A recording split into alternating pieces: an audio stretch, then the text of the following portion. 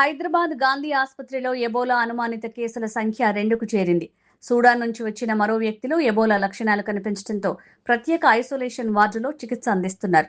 శాంపిళ్లను పరీక్షల కోసం పంపగా నివేదికలు వచ్చే వరకు వైద్యులు అప్రమత్తంగా పర్యవేక్షిస్తున్నారు. విమానాశ్రయంలో స్క్రీనింగ్ ను మరింత కట్టుదిట్టం చేశారు. హైదరాబాద్ లోని గాంధీ ఆసుపత్రిలో ఎబోలా వైరస్ అనుమానిత కేసుల సంఖ్య 2కు చేరుకోవడంతో వైద్య ఆరోగ్య శాఖ అప్రమత్తమైంది.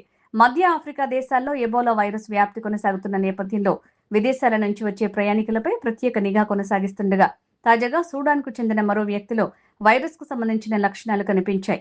వైద్యులు తెలిపిన వివరాల ప్రకారం సూడాన్ కు చెందిన మహమ్మద్ యగౌచ్ అహ్మద్ ఇటీవల హైదరాబాద్ కు చేరుకున్నారు.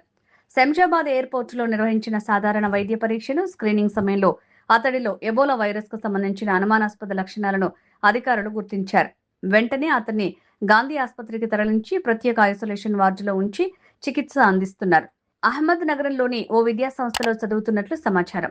అలాగే ఎబోలా లక్షణాలతో ఉన్న వ్యక్తితో సన్నిహితంగా ఉన్న మరో వ్యక్తిని కూడా ప్రత్యేక పర్యవేక్షణలో ఉంచి వైద్య పరీక్షలు నిర్వహిస్తున్నారు. ప్రస్తుతం ఇద్దరికీ వైద్యుల పర్యవేక్షణలో చికిత్స కొనసాగుతోంది. గాంధీ ఆసుపత్రిలో ఎబోలా నోడల్ అధికారి డాక్టర్ సునీల్ కుమార్ మాట్లాడుతూ రోగి నుంచి సేకరించిన రక్త నమూనాలను పరీక్షల కోసం హైదరాబాద్లోని centre for cellular and molecular బయాలజీకి పంపినట్టు తెలిపారు. అక్కడి నుంచి నమూనాలను నేషనల్ ఇన్స్టిట్యూట్ ఆఫ్ వైరాలజీ పూణేకు తరలించనున్నట్టు చెప్పారు. తుది పరీక్షా ఫలితాలు వారం రోజుల్లో వచ్చే అవకాశం ఉందని వెల్లడించారు. ఎబోలా వైరస్ నిర్ధారణ అయ్యే వరకు అన్ని జాగ్రత్తలు తీసుకుంటున్నామని, ఆసుపత్రిలో 20 పడకల ప్రత్యేక ఐసోలేషన్ వార్డుని సిద్ధంగా ఉంచామని అధికారులు తెలిపారు. ప్రజలు ఆందోళన చెందాల్సిన అవసరం లేదని, అయితే జ్వరం, తీవ్రమైన అలసట, రక్తస్రావం వంటి లక్షణాలు కనిపిస్తే వెంటనే వైద్యులను సంప్రదించాలని సూచించారు.